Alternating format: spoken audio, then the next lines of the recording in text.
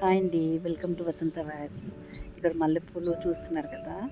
ఈ మల్లె మొగ్గలు అన్నీ నా ఫామ్లో చిన్న చెట్టు, ఒక చెట్టు ఉంది, దానికి మల్లెపూలు ఎన్ని మొగ్గలంటే చెట్టు నిండా విరగపూసింది.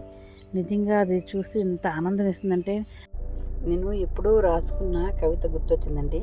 పువ్వునే విరిసిన ఒంటరిగా వచ్చిన నేను అందరూ మనసులు మెచ్చి మాలగా మారి వెలసాను.